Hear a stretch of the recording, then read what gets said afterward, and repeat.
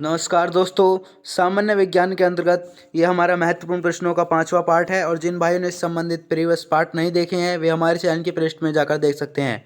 तो दोस्तों बिना देरी करते हुए प्रश्नों को शुरू करते हैं। Question number 141। जल का घनत्व अधिकतम तथा आयतन न्यूनतम होता है। तो जल का घनत्व अधिकतम तथा आयतन न्यूनतम जो होता है दोस्तों 4 डिग्री सेल्सियस पर होता है। तो जल का घनत्व अधिकतम तथा आयतन न्यूनतम जो होता है 4 डिग्री सेल्सियस पर होता है। Question number 142। मूल रंग कहलाते हैं। तो मूल रंग जो कहलाते हैं दोस्तों नीला, लाल और हरा। नीला, लाल और हरा जो है दोस्तों मूल रंग कहलाते हैं। Question number 143। इंद्रधनुष का निर्माण किन किन क्रियाओं के द्वारा होता है। तो इंद्रधनुष का जो निर्माण होता है दोस्तों किन किन क्रियाओं के कारण होता है। वो होता है प्रकाश का पूर्ण आंतरिक परावर्तन के कारण, अपवर्तन और विवर्ण विक्षेपण के कारण होता है। तो इंद्रधनुष का जो निर्माण होता है दोस्तों प्रकाश का पूर्ण आंतरिक परावर्तन, अपवर्तन और वर्ण विक्षेपण के कारण होता है। Question number 144। इंद्रधनुष में रंग होते हैं। तो इंद्रधनुष में जो दोस्तों रंग होते हैं वो 7 रंग होते हैं और हम इन्हें जो याद रखते हैं दोस्तों VIBGYOR की सहायता से याद रखते हैं। जैसे कि V से वॉयलेट बैंगनी, I से इंडिगो चुंबकीय नीला और B से ब्लू में नीला और G से ग्रीन माने हरा और Y से मतलब येलो और O से ऑरेंज मतलब नारंगी या संतरी और R से रेड यानी लाल। तो हम विग्योर की सहायता से इसे मतलब इंद्रधनुष के 7 रंगों को याद रखते हैं। नेक्स्ट क्वेश्चन देखिए। Question number 145। इंद्रधनुष में बीच का रंग होता है। तो इंद्रधनुष के जो बीच में रंग होता है दोस्तों हरा होता है। जैसा कि हमने अभी डिस्कस किया था, ये रहा तुम्हारा बीच में जो होता है दोस्तों हरा रंग होता है यानी ग्रीन। Question number 146। प्रकाश का रंग निश्चित होता है। तो प्रकाश का जो रंग निश्चित होता है दोस्तों वो तरंग दैर्ध्य पर निर्भर होता है, मतलब तरंग दैर्ध्य के आधार पर होता है। तो प्रकाश का रंग जो निश्चित होता है दोस्तों तरंग दैर्ध्य पर होता है। Question number 147। वेदन क्षमता सर्वाधिक होती है। तो वेदन क्षमता जो सर्वाधिक होती है दोस्तों गामा किरण की वेदन क्षमता जो होती है दोस्तों वो सर्वाधिक होती है। मतलब किस किरण की सर्वाधिक वेदन क्षमता होती है। गामा किरण की सर्वाधिक वेदन क्षमता होती है। Question number 148। पराबैंगनी किरणों की खोज की थी। तो पराबैंगनी किरणों की जो खोज की थी दोस्तों रिटर ने की थी। किसने की थी दोस्तों पराबैंगनी किरणों की खोज रिटर ने की थी। और दोस्तों पराबैंगनी किरणों की जो खोज की थी वो की थी रिटर ने और इनका जो पूरा नाम है दोस्तों वो है Johan Wilhelm Ritter.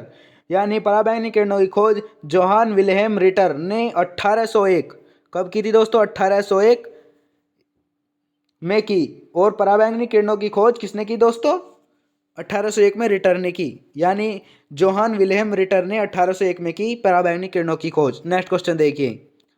Question number 149। सबसे अधिक तथा सबसे कम तरंग दैर्ध्य होता है। तो सबसे अधिक तथा सबसे कम तरंग दैर्ध्य जो होता है दोस्तों सबसे अधिक जो होता है तरंग दैर्ध्य वो लाल रंग का होता है और बैंगनी रंग का सबसे कम तरंग दैर्ध्य होता है। और यदि प्रकीर्णन की बात की जाएगी तो बैंगनी रंग का प्रकीर्णन जो होता है वो सर्वाधिक होता है और लाल रंग का प्रकीर्णन जो होता है वो सबसे कम होता है। मतलब एक तरीके से इसके हिसाब से देखा जाए तो उल्टा होता है, क्योंकि इसमें कह रहा है कि तरंग दैर्ध्य है तो तरंग दैर्ध्य जो होता है वो लाल रंग का सर्वाधिक होता है और बैंगनी रंग का सबसे कम होता है। तो यदि प्रकीर्णन की बात की जाएगी तो दोस्तों लाल रंग का प्रकीर्णन जो होता है वो सबसे कम होता है और बैंगनी रंग का प्रकीर्णन जो होता है वो सर्वाधिक होता है। यानी बिखराव बैंगनी रंग का सर्वाधिक होता है, जिस कारण क्या होता है दोस्तों हमें प्रकाश बैंगनी रंग का मतलब आसमानी रंग का दिखाई देता है। Question number 150। प्रकाश का तरंग दैर्ध्य होता है। तो प्रकाश का जो तरंग दैर्ध्य होता है दोस्तों 3900 एंगस्ट्रॉम से 7800 यानी 7800 के बीच एंगस्ट्रॉम के बीच होता है। तो प्रकाश का जो तरंग दैर्ध्य होता है दोस्तों 3900 एंगस्ट्रॉम से 7800 एंगस्ट्रॉम के बीच होता है। Question number 151। प्रकाश की चाल सर्वाधिक होती है। तो प्रकाश की जो चाल सर्वाधिक होती है निर्वात में होती है, जहां पर वायु नहीं होती वहां पर प्रकाश की चाल सर्वाधिक होती है।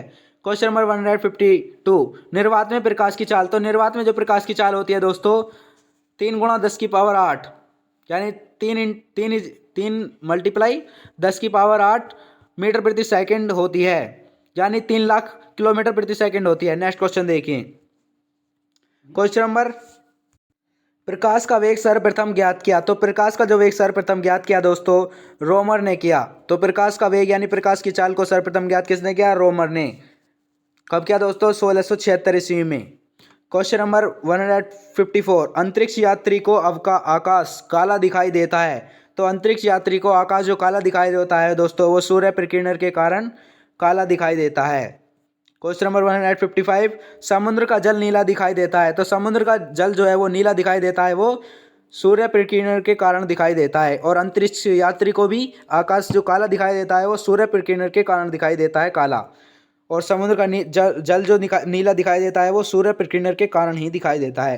क्वेश्चन नंबर 156, तारे टिमटिमाते हैं। तो तारे जो टिमटिमाते हैं दोस्तों, प्रकाश अपवर्तन के कारण टिमटिमाते हैं।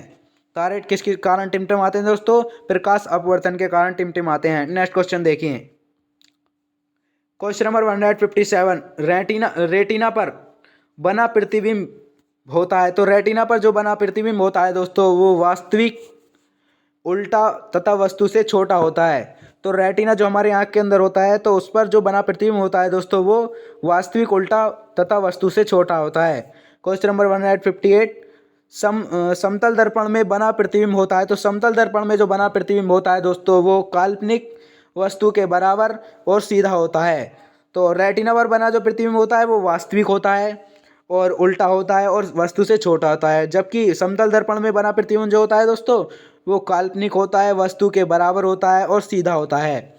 क्वेश्चन नंबर 159, प्रकाश का सबसे अच्छा परावर्तक किसे माना जाता है। तो प्रकाश का सबसे अच्छा परावर्तक जो माना जाता है दोस्तों, समतल दर्पण को माना जाता है।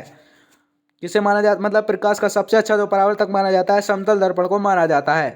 क्वेश्चन नंबर 160, दो समांतर दर्पण के बीच रखी वस्तु का प्रतिबिंब बनता है। तो दो समांतर दर्पण के बीच रखी वस्तु का जो प्रतिबिंब बनता है दोस्तों, वो अनंत पर बनता है। कहाँ पर बनता है दोस्तों? अनंत पर बनता है। दो समांतर दर्पण के बीच रखी वस्तु का प्रतिबिंब अनंत पर बनता है, जबकि समतल दर्पण पर बना प्रतिबिंब काल्पनिक वस्तु के बराबर सीधा होता है और रेटिना पर बना प्रतिबिंब वास्तविक, उल्टा तथा वस्तु से छोटा होता है। नेक्स्ट क्वेश्चन देखिए, क्वेश्चन नंबर 161, हवा का बुलबुला जल में व्यवहार करता है। तो हवा का बुलबुला जल में जो व्यवहार करता है दोस्तों, अवतल लेंस की भांति व्यवहार करता है। किसकी भांति दोस्तों? अवतल लेंस की भांति व्यवहार करता है। क्वेश्चन नंबर 162, विद्युत फ्यूज मिश्रण होता है। तो विद्युत फ्यूज जो मिश्रण होता है दोस्तों, तांबा, टीन तथा शीशे का होता है। किसका होता है दोस्तों? विद्युत फ्यूज का मिश्रण, मतलब विद्युत फ्यूज जो मिश्रण होता है दोस्तों, तांबा और टीन और शीशे का मिश्रण होता है विद्युत फ्यूज।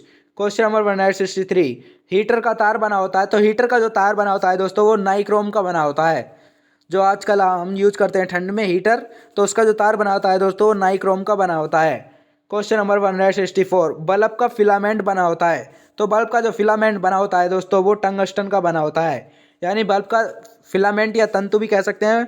तो बल्ब का तंतु जो बना होता है, टंगस्टन का बना होता है। नेक्स्ट क्वेश्चन देखिए, क्वेश्चन नंबर 165, विद्युत बल्ब में भरी जाने वाली गैस है। तो विद्युत बल्ब में जो भरी जाने वाली गैस है दोस्तों, वो है, विद्युत बल्ब में भरी वाली जो गैस है दोस्तों, वो है आर्गन तथा नाइट्रोजन होती है। कौन सी दोस्तों?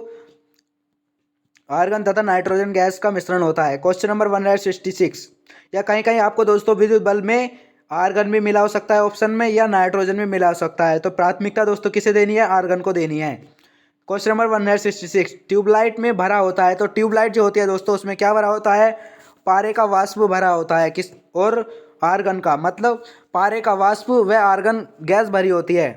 ट्यूबलाइट में पारे का वाष्प तथा आर्गन गैस भरी होती है। क्वेश्चन नंबर 167, फ्यूज का तार बना होता है। तो फ्यूज का जो तार बना होता है दोस्तों, वो शीशा और टीन का बना होता है। तो फ्यूज का जो तार बना होता है, वो शीशा और टीन का बना होता है। क्वेश्चन नंबर 168, फोटोग्राफी में उपयोगी तत्व है। तो फोटोग्राफी में जो उपयोगी तत्व है, वो है दोस्तों सिल्वर ब्रोमाइड है, ब्रोमाइड। तो फोटोग्राफी में जो उपयोगी तत्व है, वो है सिल्वर ब्रोमाइड। नेक्स्ट क्वेश्चन देखिए, क्वेश्चन नंबर 169, फोटोग्राफी में फिक्सर स्थायीकरण के रूप में प्रयोग होता है। तो फोटोग्राफी में फिक्सर स्थायीकरण के जो रूप में प्रयोग होता है दोस्तों, सोडियम थायोसल्फेट प्रयोग में होता है। तो फोटोग्राफी में फिक्सर यानी स्थायीकरण के रूप में सोडियम थायोसल्फेट का प्रयोग होता है। क्वेश्चन नंबर 170, फोटोग्राफी में कौन सा अम्ल प्रयोग किया जाता है। तो फोटोग्राफी में कौन सा अम्ल प्रयोग किया जाता है दोस्तों? ऑक्जेलिक अम्ल का प्रयोग किया जाता है। तो फोटोग्राफी में ऑक्जेलिक अम्ल का प्रयोग किया जाता है। और फोटोग्राफी में फिक्सर स्थायीकरण के लिए रूप में जो प्रयोग किया जाता है, सोडियम थायोसल्फेट का प्रयोग किया जाता है। क्वेश्चन नंबर 171, तेल दीप की बत्ती में तेल ऊपर उठता है। तो तेल दीप की बत्ती में जो तेल ऊपर उठता है दोस्तों, वो कोशिकीय क्रिया के कारण होता है। कोशिकत्व किसके दोस्तों? कोशिकत्व क्रिया के कारण तेल दीप की बत्ती में तेल ऊपर उठता है। तो तेल दीप की जो बत्ती होती है उसमें जो तेल ऊपर उठता है वो कोशिकत्व क्रिया के कारण होता है। क्वेश्चन नंबर 172, हीरे का चमकना तथा मरीचिका बनने का कारण है। तो हीरे का चमकना तथा मरीचिका बनने का जो कारण है दोस्तों, वो पूर्ण आंतरिक परावर्तन है। तो हीरे का चमकना तथा पूर्ण आंतरिक मतलब हीरे का चमकना तथा मरीचिका बनने का जो कारण है वो है पूर्ण आंतरिक परावर्तन के कारण हीरा चमकता है, और मरीचिका बनने का भी कारण पूर्ण आंतरिक परावर्तन है। तो दोस्तों यही थे हमारे सामान्य विज्ञान से संबंधित बहुत महत्वपूर्ण क्वेश्चन। नेक्स्ट पार्ट में फिर मुलाकात होगी, तब तक के लिए जय हिंद, जय Bharat. Thank you very much.